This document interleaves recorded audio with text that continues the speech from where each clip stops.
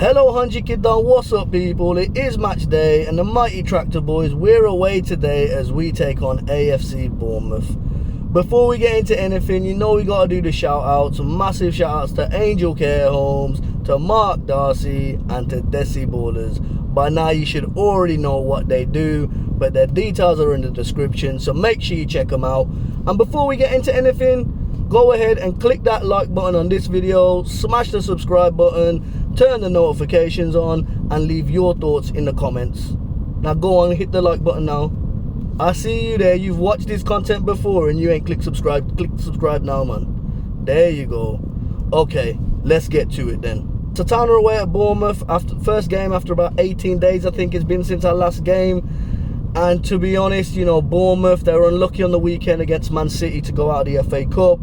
So now I guess their focus is going to be on the Premier League, and hopefully for them anyway, trying to get a European space or a European place. When it comes to head-to-heads though, we have edged it. So we've won 14 games, there's been 13 draws, and Bournemouth have won 12. But the last time we beat them, you've got to go back, was it 1996? I think it was, yeah, September 1996 in the League Cup. And I guess we've done the double when it was the League Cup with 2 legs during that time. And then the time before that in 92, we beat them in the FA Cup 3-0. Last time we actually beat them in the league though, you got to go back to March 1981 where we beat them 3-1. So a performance against them in the league, and if I think about the game back at Portman Road, we were so close to getting something. I don't want to place blame on people, but we've all seen the game, we all know what happened. But you know, I think, was that the game after Clive got a hat-trick against Wolves or whatever, and they battered them 5-0. They didn't, I don't want to say they weren't as good as I expected, but yeah, they weren't as good as I expected. And if it wasn't for our mistakes, we could have maybe, you know, nicked that 1-0. In terms of lineups then, so for Town, in fact, let's put the lineups on the screen. Palmer in goal. I'm hoping Axel Tuanzebe is back, because obviously, like I said before, it wasn't a hamstring injury that kept him out. It was the operation on his thumb, which McKenna and I think TWTD confirmed later on. O'Shea centre-back, I think he's done well. Obviously, you know, solid signing. And then I'd give it to Burgess, because if we cast our mind back to that game at Portman Road, Burgess was a standout performer and he really didn't deserve to be on the losing team that day. And you know, the last couple of weeks or last couple of performances, Burgess has really looked solid, so I'd let him keep his place. Leif Davis obviously left back. In the midfield, so we understand Calvin Phillips is out, but even if Calvin Phillips was available, I'd still be starting Sammy Morsey. Most creative midfielder. You know, it's we need points, we need chances, and he's the type of player to do that. And next to Jens Kajust, I think he's been quality this season. And then up front, the 4, if you like, I'd go with Amari Hutchinson on the right, and Ciso in the middle, and Philogene on the left, with Delap up top. That's my team. In terms of score predictions, look, we know Bournemouth have got, you know, massive amount of talented players. And obviously when we think about the connections, you know, Matt Holland, Tyrone Mings, Brett the Pitman Hart, Ryan Fraser, you know, some of the players I can remember just top of my head that I played for both, so to speak. It is a club, you know, that I've got lots of friends that are Bournemouth fans. You know, I used to have my workplace, we used to come down here quite a lot. And it's a nice town. It's not a city, it's a nice town. It's been good to see how Bournemouth have progressed through the leagues. And if you remember, they got promoted, they got relegated, and they come back up, and since then they haven't looked back. They announced this week that they've created a new training complex, and I know that there's works plans or whatever about a new stadium. So, you know, Bournemouth is a club that we should be looking to epitomise. But if I'm looking at score prediction and the talent on there, I'm split between my head and my heart. So my heart says 1-1 Town, we get a draw, we nick something. My head says 3-1 Bournemouth. So we're going to meet in the middle, and I'm going to go for a 2-1 Bournemouth win.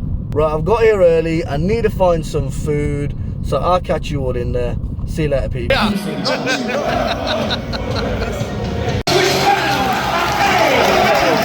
2,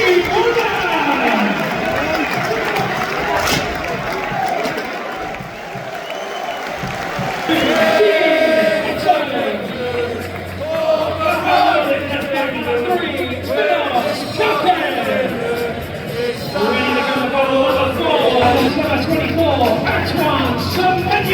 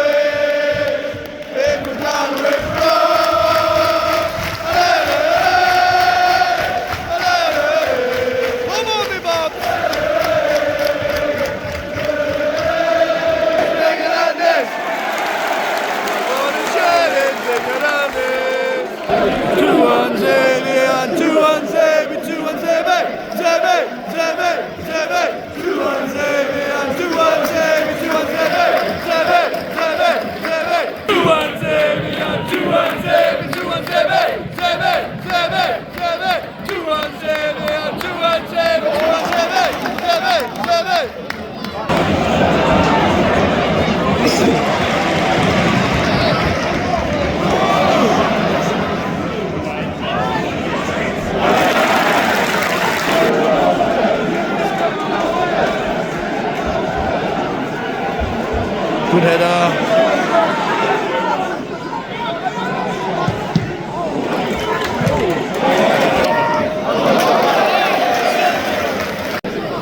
Yeah, I need that shirt after.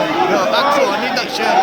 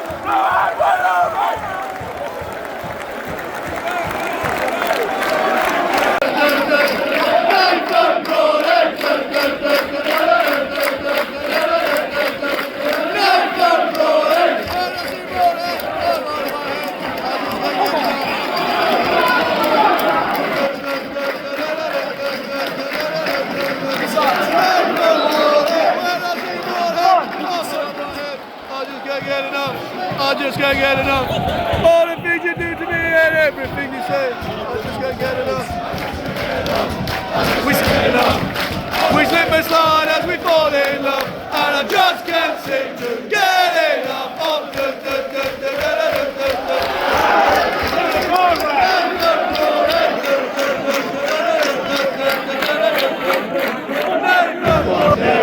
to the tractor boys 1-0. To the tractor boys 1-0. To the tractor boys 1-0. To the tractor boys 1-0.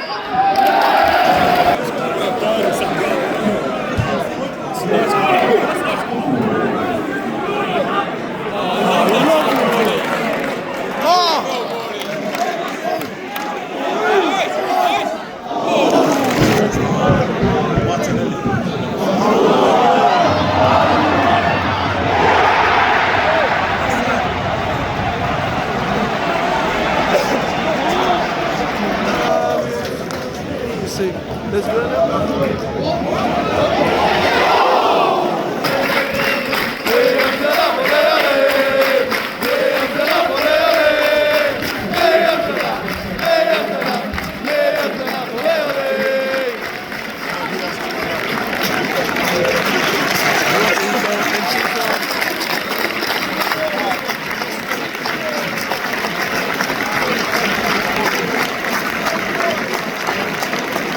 Taylor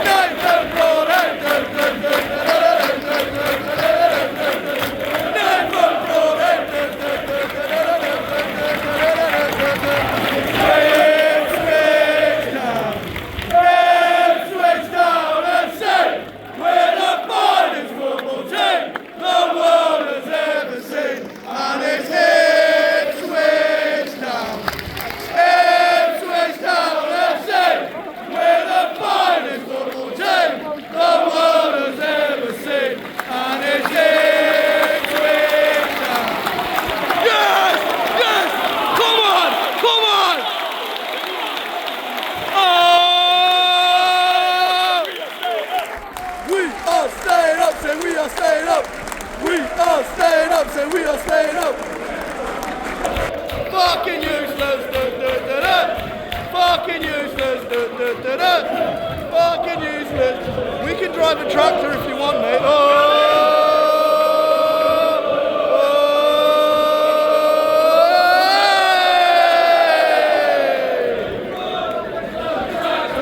2-1 to the tractor boys, 2-1 to the tractor boys, 2-1 to the tractor boys, 2-1. So what we saying about that one then, peeps?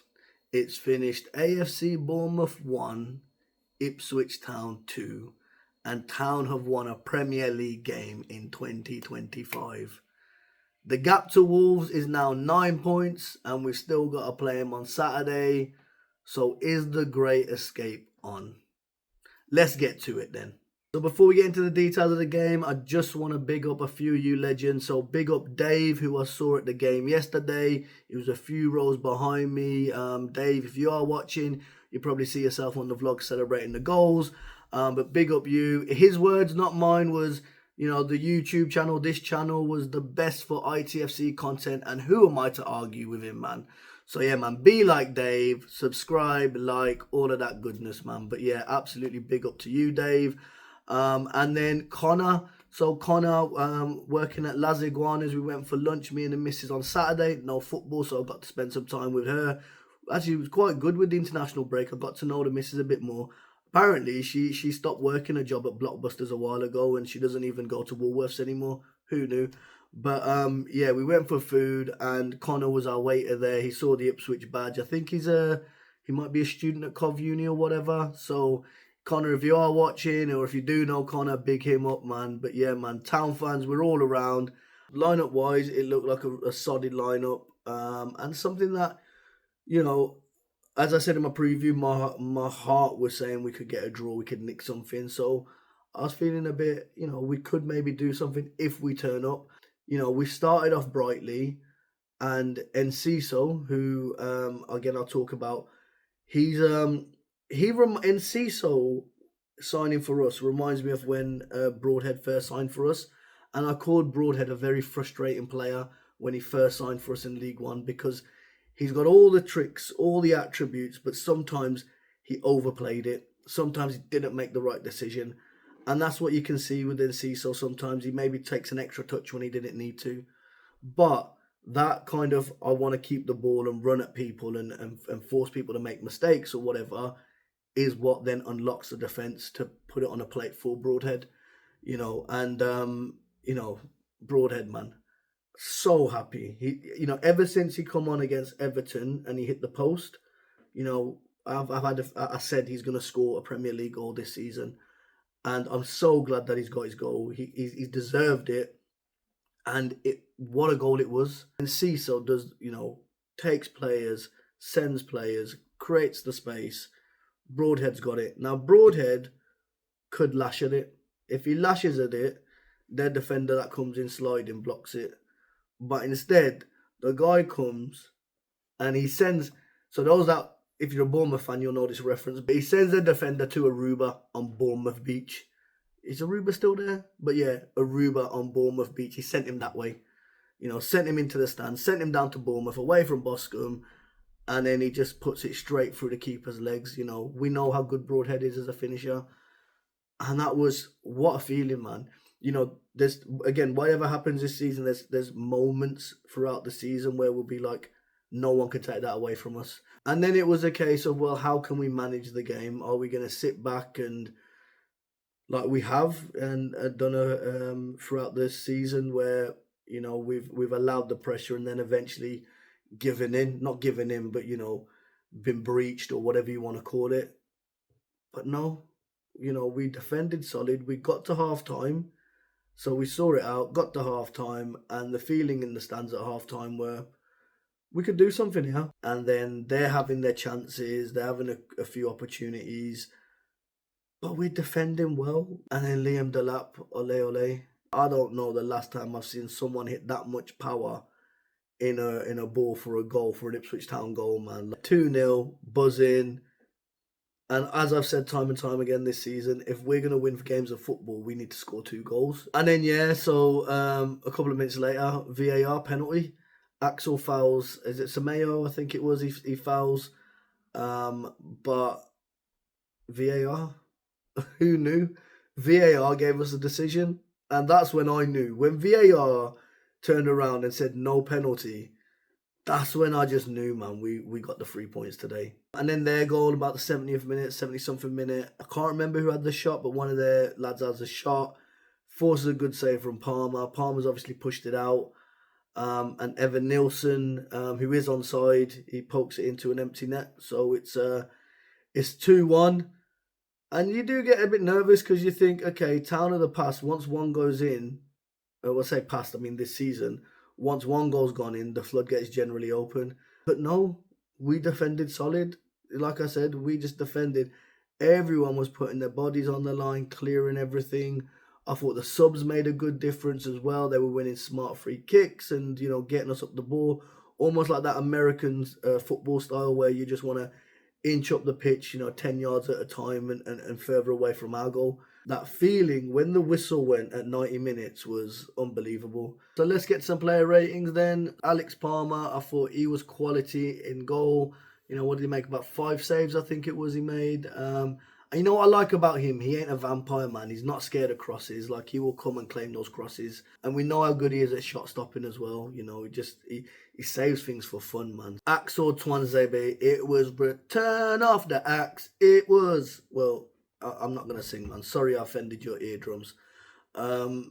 Big Axe, man. You know what you get with him. Like, he's just solid. And he will get forward as well. And, several times in the first half and second half, he was shutting down. So their main man, Semedo, was having absolute no joy against him, to the point I'm calling Axel the Man of Steel, because in his chest he must have steel. Because there's a little clip, you'll see it earlier on in the vlog, where Semedo and Axel collide. Semedo tries to barge in, but he bounces off Axel's chest. And I said to Tuanzebe after the game, I said, Axel, you're the Man of Steel now. We're calling you that. Forget Superman. You're the Man of Steel. Dara O'Shea, man. This man is just... Remember, I was the one that told you guys, and when a lot of you guys were writing him off, I was telling you what a good player he was after Saj told me. So me and Saj, man, we were telling you. But yeah, just solid again, man. Like, I don't expect anything less than an 8 out of 10 each week from him. So I'm making those last-ditch tackles to stop the shot on goal. I expect that now. Making the goal line clearances, I expect that now. Do you know what I mean?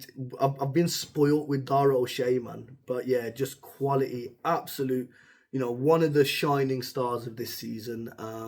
And very unlucky not to score. Had a corner, was it in the second half? And he just heads wide, man. I think he'll be kicking himself because he should have hit it on target. But a Dara O'Shea goal is coming before the end of the season, trust me. Cam Burgess, what I like about Cam isn't just the fact that he wins everything in the air. Like, there's no point putting the ball in the box if Cameron Burgess is there, because he'll win it. Do you know what I mean? He will just claim it all. He's like them. Do you remember them Finding Nemo? Them little what were they? Were they seagulls? And they would say mine, mine, mine, mine. That's his. Like, he heads it all. Mine. Oh, the Australian as well, innit? See the reference? That's a happy coincidence. But yeah, the Australian reference there. He's like the Australian seagull. Everything coming into the box is mine, mine, mine. That is Cameron Burgess. But it's the recovery runs. Like, they're trying to hit us on the counter. Think about Brentford earlier on in the season where we got done 2 goals on the counter when we were in a winning position. We learnt from that. That's what I saw yesterday. We learnt from that. Connor Townsend, a player that I've said for many weeks or months, or you know what I mean, since he first come into the team, he's been really, really good, and solid player, and got an assist. Really good assist, really good intelligent pass, intelligent run, and just a really good defender as well. Connor Townsend's a more than able deputy, and I'm sure the former West Brom man will be more than up for the challenge of beating Wolves on Saturday. The King, Sammy Morsy, has returned. It's no coincidence that the King returns and we put in top performances. We've been a bit powder puff in the weeks before that. And again, our most creative midfielder steps up. He steps up to the team. He raises the bar for us. We're a team of great individuals, but sometimes we need someone that's that glue and that cohesion, and that is Sammy Morsy.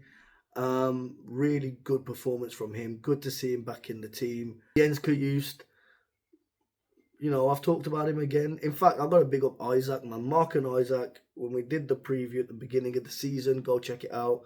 He said at the beginning of the season, Jens Kajust is going to be a top player for us, and he couldn't wait to see him. And now we're all talking about him. Top performance from Jens.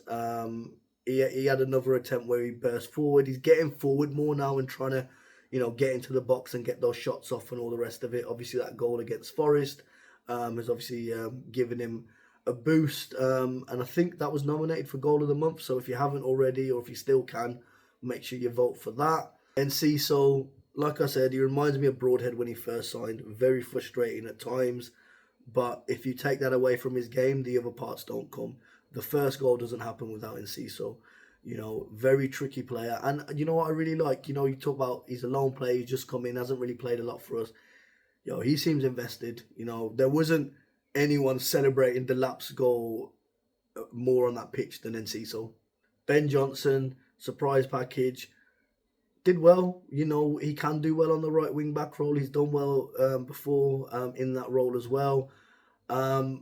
But reads the game well. There's a chance in the first half and the ball goes to the back post.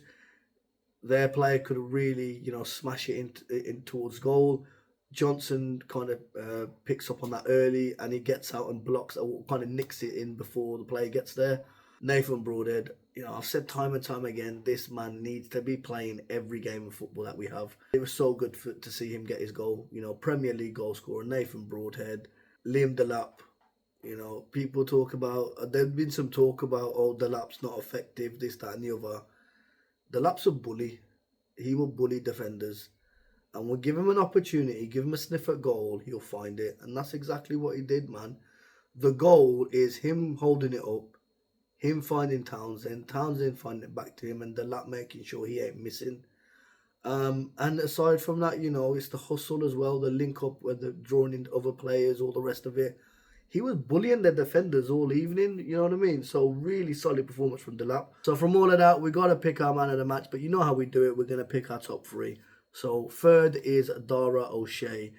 O'Shea is his stats: 14 clearances, 1 off the line, 5 block shots, 1 interception, 1 tackle, 54 touches, 61% pass accuracy.